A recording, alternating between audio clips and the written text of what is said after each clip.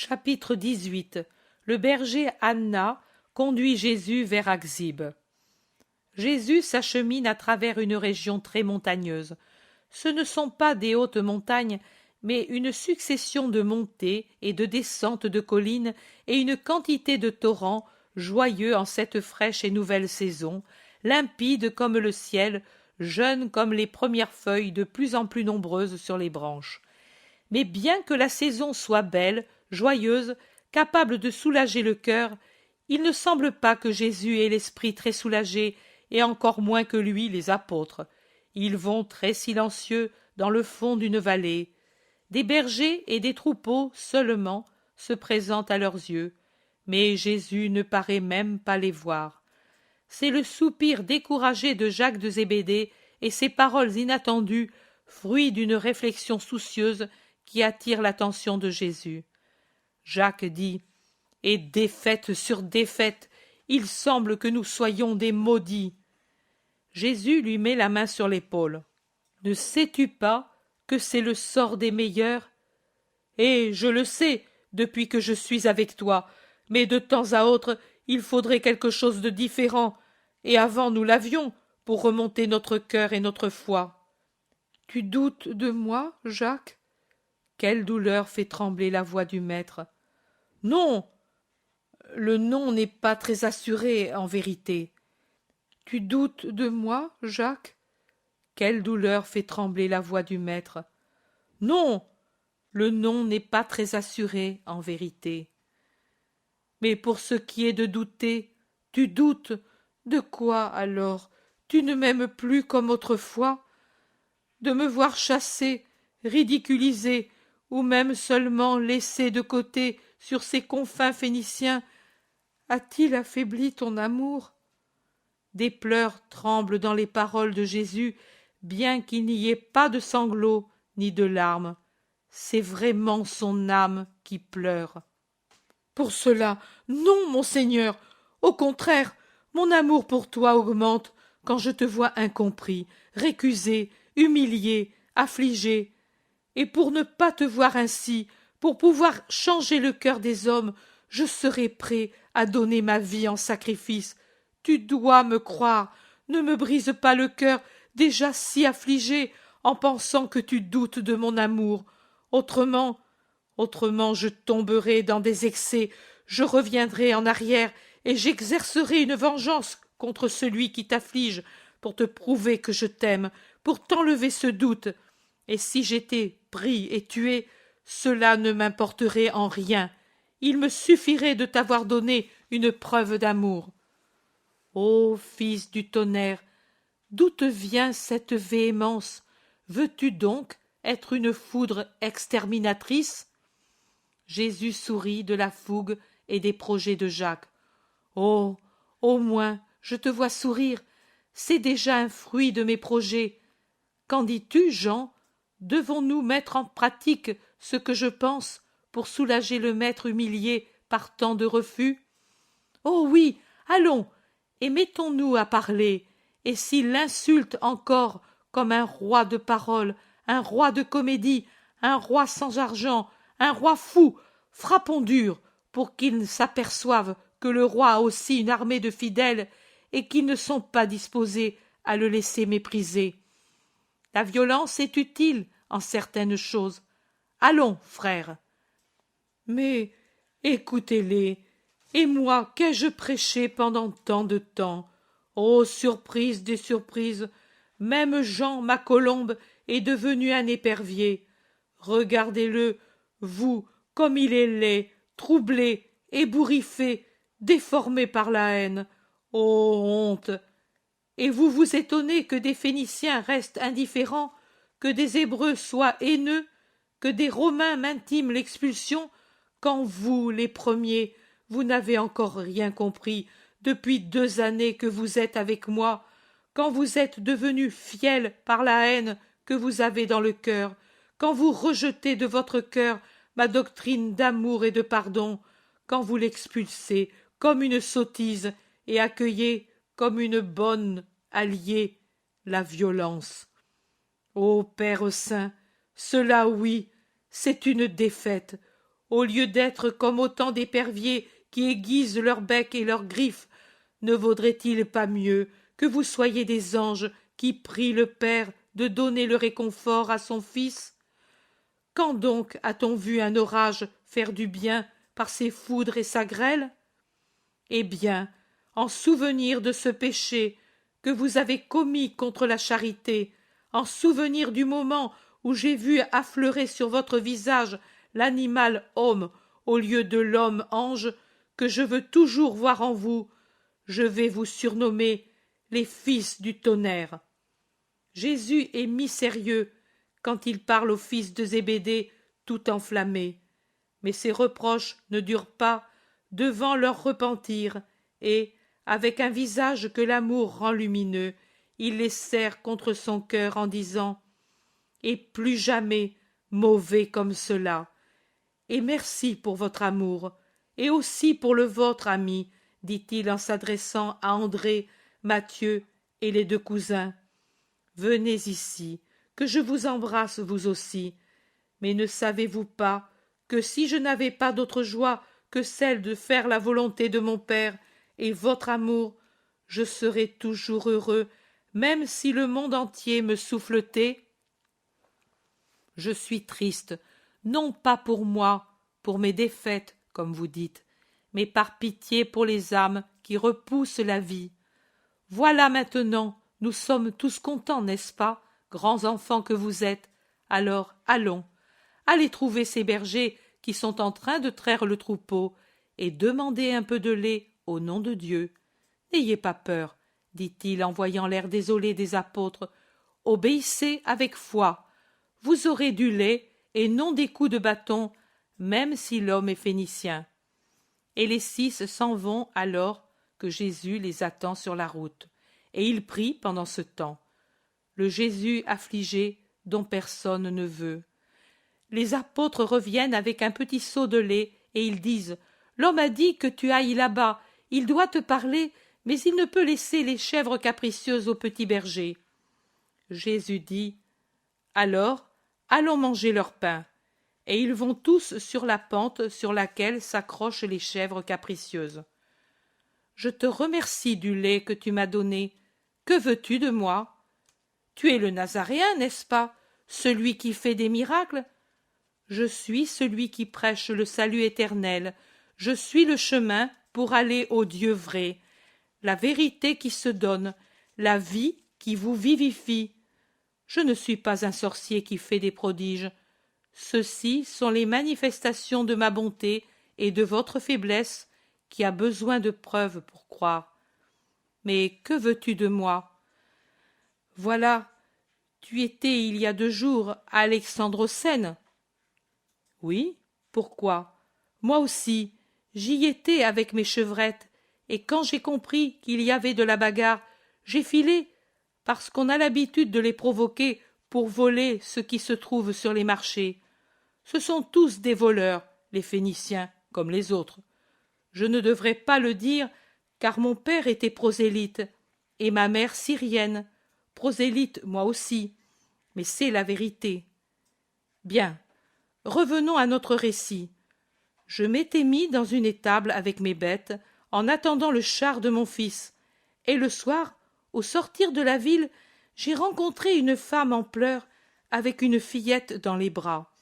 Elle avait fait 8 milles pour venir vers toi, parce qu'elle habite hors de la ville, dans la campagne. Je lui ai demandé ce qu'elle avait. C'est une prosélyte. Elle était venue pour vendre et acheter. Elle avait entendu parler de toi, et l'espoir lui était venu au cœur. Elle était accourue à la maison. Elle avait pris sa fillette, mais avec un fardeau, on marche lentement. Quand elle fut au magasin des frères, tu n'y étais plus. Eux, les frères, lui ont dit « Ils l'ont chassé, mais il nous a dit hier soir qu'il refera les escales de Tyr. » Moi, je suis père, moi aussi. Je lui ai dit « Et alors, va là-bas ?» Mais elle m'a répondu « Et si après ce qui est arrivé, il passe par d'autres chemins pour retourner en Galilée ?» Je lui ai dit « Oh, écoute, ce sera une des 2 routes des frontières. Moi, je fais paître mes troupeaux entre Rehob et les Semdan, justement sur la route des frontières entre ici et Nephtali. Si je le vois, je le lui dis.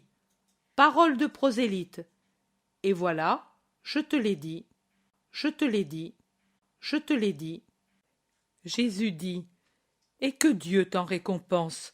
J'irai trouver la femme. Je dois retourner à Aghzib. Tu vas à Aghzib? Alors nous pourrons faire route ensemble, si tu ne dédaignes pas un berger. Je ne dédaigne personne. Pourquoi vas-tu à Aghzib? Parce que là j'ai des agneaux, à moins que je n'en ai plus. Pourquoi? Parce qu'il y a la maladie. Je ne sais pas si c'est de la sorcellerie ou autre chose. Je sais que mon beau troupeau est devenu malade. C'est pour cela que j'ai amené ici les chèvres qui sont encore saines, pour les séparer des brebis. Ici vont rester mes 2 fils. Maintenant, ils sont à la ville pour les commissions.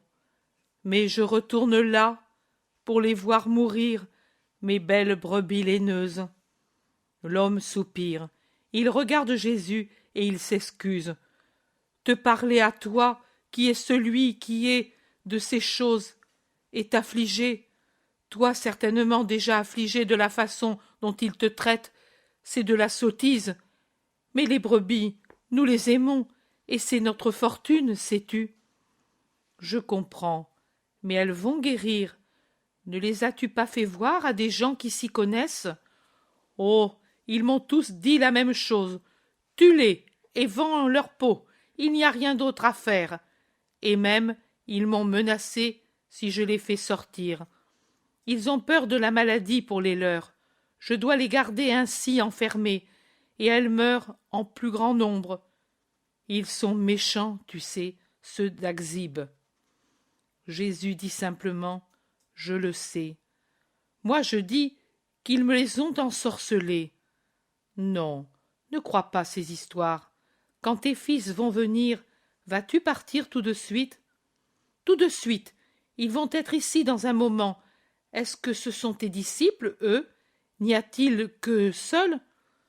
Non, j'en ai encore d'autres. Et pourquoi ne viennent-ils pas ici? Une fois, près de Méron, j'ai rencontré un groupe de ceux-ci. Ils avaient à leur tête un berger. C'est ce qu'on disait. C'était un homme grand, robuste, qui s'appelait Élie. C'était en octobre, me semble-t-il, avant ou après les tabernacles. Maintenant il t'a quitté? Aucun disciple ne m'a quitté. On m'avait dit que... Quoi? Que les pharisiens, en somme, que les disciples t'avaient quitté par peur et parce que tu étais un démon. Dis-le simplement, je le sais. Double mérite pour toi qui crois malgré cela. Et pour ce mérite, ne pourrais-tu pas, mais peut-être je demande une chose sacrilège? Dis-la, si elle est mauvaise, je te le dirai. Ne pourrais-tu pas, en passant, bénir mon troupeau? L'homme est tout angoissé. Je vais bénir ton troupeau, celui-ci, et il lève la main pour bénir les chèvres éparses, et celui des brebis. Crois-tu que ma bénédiction les sauve? Comme tu sauves les hommes des maladies, ainsi tu pourras sauver les bêtes. On dit que tu es le Fils de Dieu. Les brebis, c'est Dieu qui les a créées. Ce sont donc des choses du Père. Moi, je ne savais pas s'il était respectueux de te le demander. Mais si c'est possible, fais-le, Seigneur, et je porterai au temple de grandes offrandes de louanges, ou plutôt, non, je te les donnerai pour les pauvres, et ce sera mieux. Jésus sourit et se tait. Les fils du berger arrivent, et peu après, Jésus avec les siens et le vieux berger partent en laissant les jeunes gens à la garde des chèvres. Ils marchent rapidement dans l'intention d'arriver vite à Cédès pour en sortir aussitôt en essayant de rejoindre la route qui va de la mer vers l'intérieur. Ce doit être la même qui bifurque au pied du promontoire qu'ils ont faite en allant à Alexandrocène. Du moins, c'est ce que je comprends d'après les conversations du berger avec les disciples. Jésus est en avant, tout seul. Jacques d'Alphée demande: mais n'aurons-nous pas d'autres ennuis? Cédès ne dépend pas de ce centurion. Elle est hors des frontières phéniciennes. Les centurions, il suffit de ne pas les piquer. Ils se désintéressent de la religion. Et puis, nous ne nous y arrêtons pas. Arriverez-vous à faire plus de 30 000 en un jour? Demande le berger. Oh, nous sommes des pèlerins perpétuels. Ils marchent sans arrêt. Ils arrivent à Cédès et la dépassent sans incident. Ils prennent la route directe. Sur la borne est indiqué Aghzib. Le berger la montre en disant: demain nous y serons. Cette nuit, vous viendrez avec moi. Je connais des paysans des vallées, mais beaucoup sont dans les frontières phéniciennes. C'est bien, nous sortirons des frontières, et sûrement on ne nous découvrira pas tout de suite. Oh, la surveillance! Il vaudrait mieux l'exercer pour les voleurs. Le soleil tombe, et les vallées n'aident certainement pas à garder sa lumière, boisées comme elles le sont. Mais le berger est au courant, et il va avec assurance. Ils arrivent à un petit village, exactement une poignée de maisons. S'ils nous donnent l'hospitalité ici, ce sont des Israélites. Nous sommes vraiment sur les frontières. S'ils ne veulent pas de nous, nous irons dans un autre village qui est phénicien. Jésus dit: je n'ai pas de prévention, homme. Il frappe à une maison.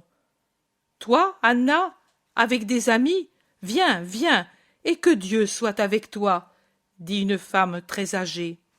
Ils entrent dans une vaste cuisine que réjouit un grand feu. Une famille nombreuse de tous les âges est réunie à table, mais courtoisement fait place à ceux qui viennent d'arriver. Voici Jonas, voilà sa femme, ses enfants, ses petits-enfants et les belles filles. Une famille patriarcale, fidèle au Seigneur, dit le berger Anna à Jésus. Et puis, se tournant vers le vieux Jonas: et celui qui est avec moi, c'est le Rabbi d'Israël, celui que tu désirais connaître. Je bénis Dieu de lui donner l'hospitalité et d'avoir de la place ce soir, et je bénis le Rabbi d'être venu dans ma maison, et je demande sa bénédiction. Anna explique que la maison de Jonas est comme une auberge pour les pèlerins qui vont de la mer vers l'intérieur. Tous s'assoient dans la cuisine chaude et les femmes servent les nouveaux arrivés. Il y a un tel respect qu'il en est paralysant.